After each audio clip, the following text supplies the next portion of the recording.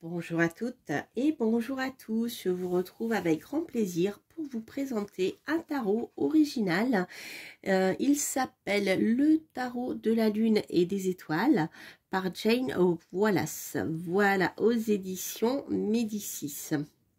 Donc c'est un tarot, vous allez voir, qui est très particulier et qui peut être utilisé aussi un petit peu comme un oracle, puisqu'il y a des mots-clés donc au bas de chaque carte, qui fait que voilà, si vous connaissez pas le tarot, ça peut voilà vous apporter d'autres informations sans forcément connaître la symbolique, voilà, le symbolisme du tarot. Je vais trouver mes mots. Alors, donc c'est un petit coffret qui est fermé, je ne sais pas si vous entendez bien. Voyez, voilà, je me suis approchée du micro. Donc il est aimanté sur le côté. Moi j'aime bien ce genre de coffret avec le petit livre et le tarot, voilà, qui se trouve ici. Voilà. Alors c'est un tarot qui est un petit peu particulier parce que je dirais qu'il est à la fois à mi-chemin entre le Marseille et le Rider, puisque les arcanes mineurs sont illustrés plutôt dans l'esprit du tarot de Marseille et les arcanes mineurs sont plutôt inspirés du Rider, par exemple, vous voyez, et encore pas forcément de manière, je dirais, tout à fait similaire. Vous voyez, vous avez le fou qui est ici avec le chien. Alors dans le Marseille, bien sûr, c'est pas un chien, hein, c'est un animal plus sauvage. Et là, vous voyez, vous avez ici le magicien. Donc les noms sont les noms plutôt du rider, donc le fou, le magicien, etc. Et comme je vous le disais, vous avez ici en dessous un mot-clé. Voilà. Donc pour le fou, vous avez changement. Enfin, je vous montrerai tout ceci.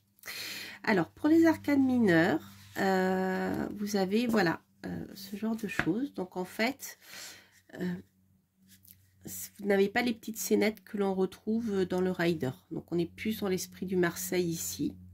Et vous avez à chaque fois un mot-clé. C'est pour ça que je vous dis, en fait, vous pouvez tout à fait utiliser ce tarot comme un oracle avec les mots-clés. Voilà, ça ne vous bloquera pas si vous ne connaissez pas le tarot. Alors, donc, puisque c'est un tarot, il y a bien sûr les 56 arcanes mineurs et les 22 arcanes majeurs, ce qui fait 78 lames. Le dos est comme ceci, je trouve que le dos est super beau. Par contre, il ne permet pas d'effectuer les tirages à l'envers, mais l'auteur n'en parle pas dans son livre. Après, ils sont plutôt satinés, donc ils glissent moins que s'ils étaient, les cartes glissent moins que si elles étaient, comment, plastifiées, enfin voilà. C'est pas plastifié, c'est pas le terme, je cherche le terme, c'est pas grave. Lorsqu'elles sont brillantes, elles glissent beaucoup mieux. Là, elles glissent un petit peu moins bien. Par contre, elles sont assez fragiles, elles sont assez fines. Voilà, je le dis, si c'est pour un usage quotidien, peut-être que, voilà, à voir. Hein. Après, tout dépend comment vous battez les cartes. Mais elles sont quand même fragiles. Voilà. Donc, je vais vous montrer les arcanes majeures et puis quelques arcanes mineurs. Ce que je vous proposerai à la fin de cette vidéo, c'est un petit tirage à deux choix, bien sûr, hein, comme d'habitude. Et on va découvrir ensemble donc le petit livre qui n'est pas très épais, mais qui est, je trouve, qui est déjà intéressant et assez riche. Donc, pour commencer, vous avez la petite note de l'auteur. Ensuite, ici, l'auteur vous propose de faire des petits rituels pendant donc la pleine lune, la nouvelle lune. Comment faire un petit rituel pour vous aider à retrouver le sommeil profond. Message du rituel de la surveillance quotidienne des étoiles. Et des petits conseils pour réaliser du tirage. Alors, ici, l'auteur vous donne un conseil pour vous connecter avec les cartes. Donc ça peut être sympa si vous êtes débutant. Donc par exemple, Pour chaque carte, réfléchissez aux questions suivantes. Quels renseignements puis-je obtenir sur moi? Quelles sont les forces de ces cartes? Quelles sont les limites de ces cartes? Qu'est-ce que les cartes ont à m'enseigner? Quelle est la meilleure chose que je puisse apprendre des cartes? Quel est le résultat potentiel de mon travail avec les cartes? Donc là, oui, je vous disais pour chaque carte, ça, on est plutôt en général sur le jeu de tarot. Et après, vous pouvez tout à fait le faire carte par carte. Voilà, ensuite, donc les conseils de tirage, la carte du jour. Donc ça, la carte du jour, c'est super parce que vous allez apprendre à travailler avec votre tarot. Ensuite, un exercice pour vous aider à réaliser vos rêves. Donc la nuit, choisissez une carte et tenez-la contre votre cœur. Concentrez-vous sur votre vœu, imaginez que vous l'envoyez vers les étoiles, etc. Donc en fait, oui, j'ai oublié de vous dire que chaque rituel et tirage, les rituels se font avec les cartes. Chaque fois, l'auteur s'appuie sur la vibration d'une carte. Elles font partie intégrante du rituel. Voilà. Ce n'est pas qu'un support pour le rituel, elles sont vraiment partie intégrante des rituels. Ensuite, l'étoile filante passé, présent et futur, avec la vue du futur, donc un petit complément au tirage à 3 cartes. Ensuite, un tirage à 4 cartes dans l'esprit du tirage en croix, avec l'intention, les défis, la rupture et reconnaître les succès dans les objectifs les plus modestes. Donc c'est vraiment des tirages, surtout celui-ci, qui vous incite à réfléchir en fait, plus que de la prédiction, hein. Nébuleuse de l'œil, j'ouvre mes yeux à la guérison. Alors par exemple, vous avez ici la raison qui se cache derrière l'obstacle, la complication qui a apporté ou qui l'apporte, ce qui est caché, la leçon à en tirer, l'orientation nécessaire à la prochaine étape. Donc ça c'est intéressant lorsque vous avez bien un questionnement, parce que vous voyez qu'il y a un domaine sur lequel vous butez, et bien ça peut vous permettre de... le fait que ça soit apporté par, je dirais, quelque chose extérieur à votre réflexion, eh bien, les cartes vont vous transmettre un message. Donc, ça peut, comment dire, vous permettre de débloquer les problèmes en le rendant, comment dire, en enlevant le côté émotif et voilà, ça vous permet de prendre la distance par rapport à votre problème. Et c'est en ça d'ailleurs que le tirage de cartes ou les prédictions astrologiques sont intéressantes. C'est-à-dire quand il y a quelque chose qui bloque, eh bien voilà, le tirage peut vous mettre le doigt dessus. Après, libre à vous d'écouter ces messages, hein, voilà. Après, si ça marche pas, peut-être que vous n'avez pas bien écouté ce que le tarot vous a dit. Vous voyez ce que je veux dire? Voilà, ça sert à ça les tirages. Et c'est vrai que c'est pas toujours évident lorsqu'on consulte, lorsqu'on va voir un tarologue ou un astrologue, on lui pose une question. Et puis il y a des petites choses qu'on n'a pas envie d'entendre des fois, et que même si c'est pas volontaire, on ne l'entendra pas.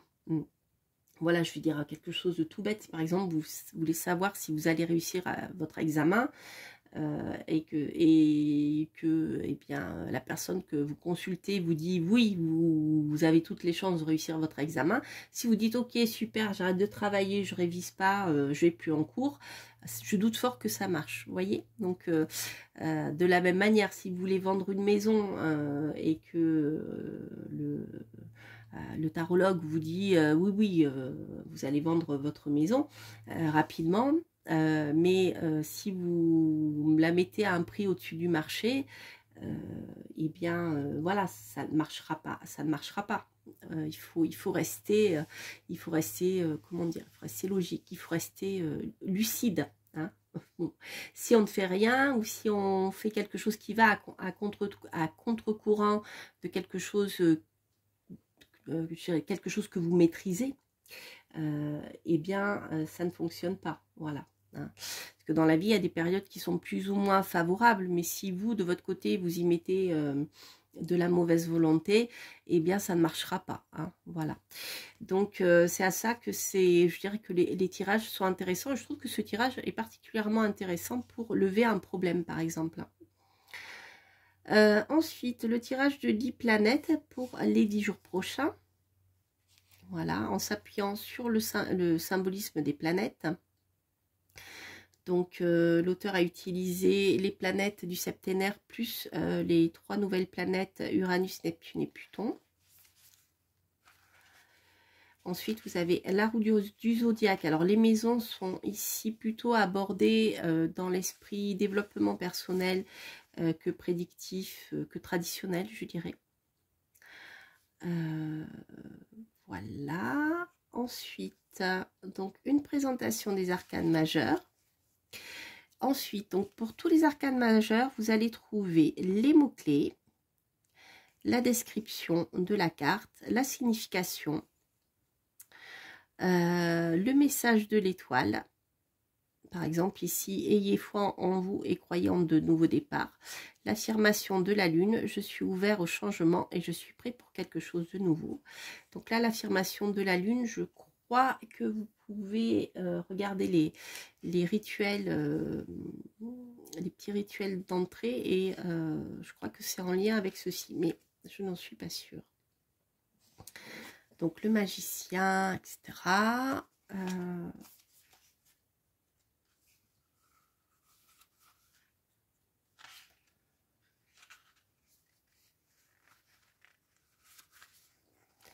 Ensuite, pour les arcanes mineurs, donc vous avez les épées, l'élément universel qui a été rattaché par l'auteur et les domaines de la vie associés.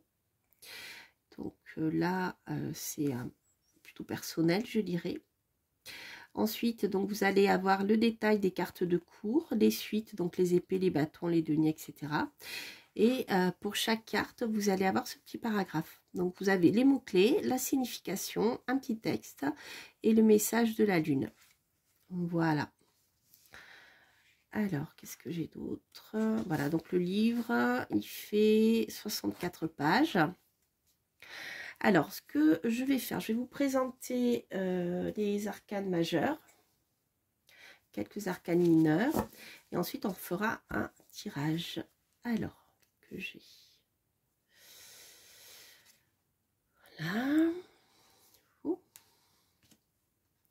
Le magicien, donc vous voyez, si vous connaissez le tarot, vous allez retrouver des symboles, hein, certains symboles, avec l'infini, ici,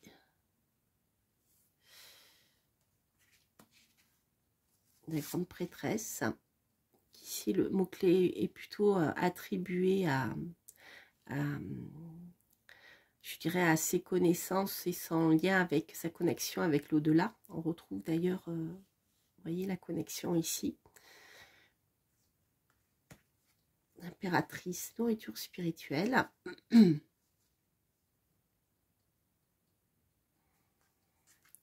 L'empereur, structure. Les particuliers, hein, c'est, voilà, pour l'empereur, le mot-clé est assez clair. Pour l'impératrice, un peu moins, pour moi. Après, c'est très personnel, hein. Je dirais que l'auteur y a mis beaucoup de lui. Hiérophante conseil. Les amoureux, décision. La notion de choix est abordée comme ceci. Le chariot, progrès.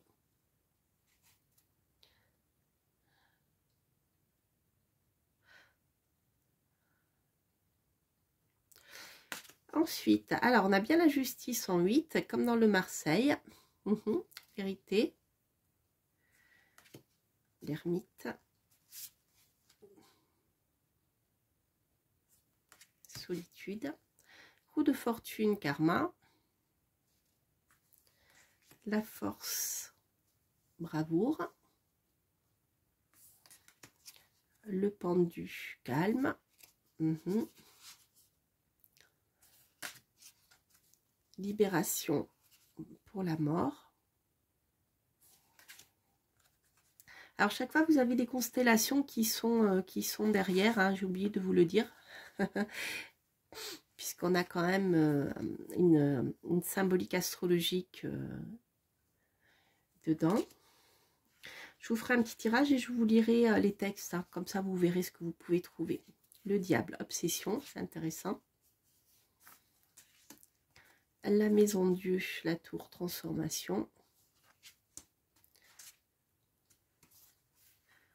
L'étoile, inspiration. La lune, mauvaise interprétation. Particulier aussi. Soleil, positivité. Le jugement, action. Le monde, achèvement. Et ensuite, donc pour les coupes, vous allez avoir donc des cartes comme ceci dans les tons de bleu. Voilà, avec l'as de coupe, le 2 de coupe. Je vais vous montrer peut-être les cartes de cour. Le cavalier de coupe.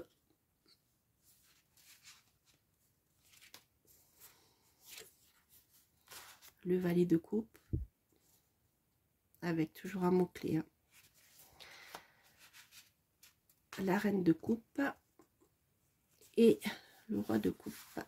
Voilà. Soutien, empathie. Donc vraiment avec les mots-clés, je vous dis, vous n'avez pas besoin de connaître, je dirais, le symbolisme du tarot de Marseille. Donc voilà, pour les deniers. L'as de denier, le 2 de denier, le 5, le 4. Ensuite, vous avez ici hop, le valet. Le cavalier, la reine, le roi. Pour les épées en violet, donc le valet, cavalier, la reine, indépendance, intéressant, connaissance. Et ensuite, on a l'as de bâton, nouveau départ. Hop, le 2 de bâton. Hop, et je vais vous montrer les cartes de cour. Donc ici, vous avez le valet, le cavalier, la reine, et le roi. Voilà. Alors, ce que je vais vous proposer, c'est un tirage à deux choix.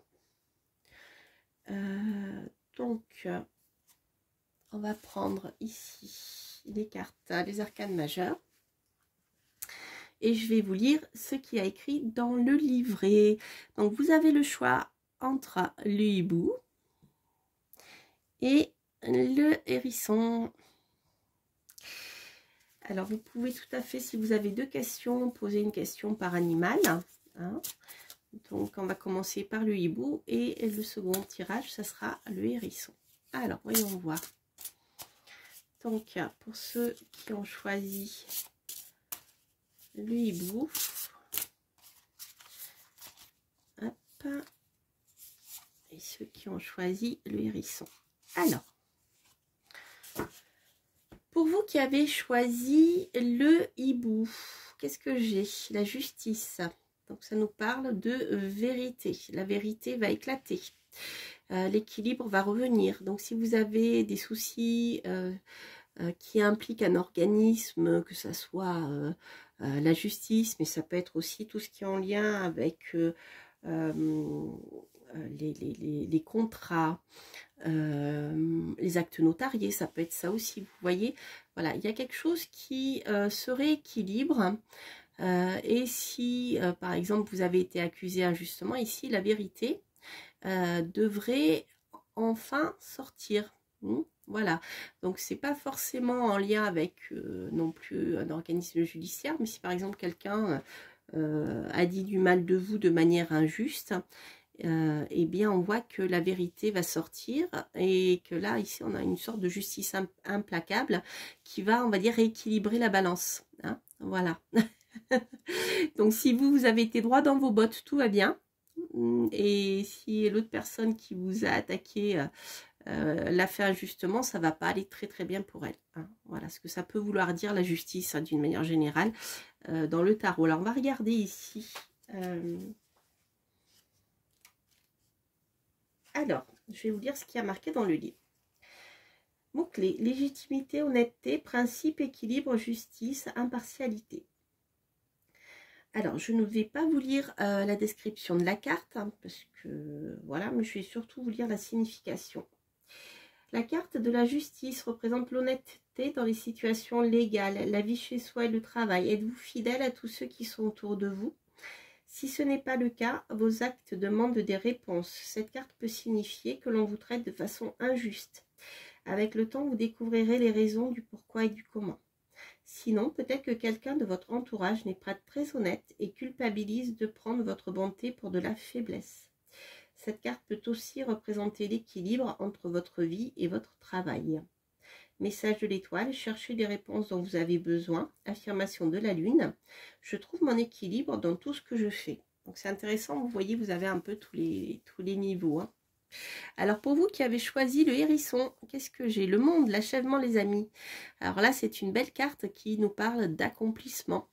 Voilà, si vous avez mis en place certaines choses, eh bien ça peut être, je pense au hérisson, un symbolisme dans la vie des nomades ou des gitans, des gens du voyage. Eh bien le hérisson, c'est le symbole, eh bien, des déménagements avec toute la famille. Alors c'est marrant parce que moi je vois ici un déménagement, mais voilà, un déménagement, voire un tour du monde peut-être. C'est intéressant. En tout cas, on a l'accomplissement de quelque chose. Voilà, la carte en elle-même, outre ce que moi je ressens ici dans ce tirage, qui est personnel, je dirais que ça nous parle de réussite. Le monde, c'est l'accomplissement, c'est l'aboutissement. Ce que vous avez initié va voir enfin ça. Vous allez arriver au bout des choses, hein. Voilà, c'est la plus belle carte, je dirais, du tarot de Marseille. C'est celle qui nous parle de la réussite et de la fin des choses avant de passer à une nouvelle étape. Donc c'est vraiment une super carte, hein, les amis. La carte du monde est vraiment la meilleure carte du tarot. Alors, voilà, je vais vous lire donc ce qu'il y a écrit. Mots-clés: karma, éducation, opportunité, célébration, clarté et liberté. Signification: cette carte signifie que votre travail est achevé et que vous méritez des récompenses pour vos efforts. Le monde a enveloppé tout le karma des événements passés et amène une fin heureuse. Vous allez entrer dans une nouvelle phase du voyage de votre vie, avec de nouvelles et excitantes opportunités qui vont se présenter. Cette carte est associée à la liberté, la célébration et la croissance spirituelle par le travail, les relations et la vie chez soi. Message de l'étoile: jouissez de vos réussites et de vos récompenses et regardez droit devant vous pour vous diriger vers votre prochain objectif. Le temps est venu pour de nouveaux et exaltants départs. Affirmation de la lune: mon cycle est achevé, j'en suis fière et je suis reconnaissant de ma réussite. Voilà les amis, c'était le tarot de la lune et des étoiles par Jane Wallace aux éditions Médicis. Voilà, j'espère que en tout cas ce tirage vous aura plu. N'hésitez pas à liker, à vous abonner bien sûr si vous passez par là et à commenter bien sûr si ce tirage résonne en vous. Quant à moi, je vous embrasse et je vous dis à très bientôt pour de prochaines reviews. Portez-vous bien. Bye bye.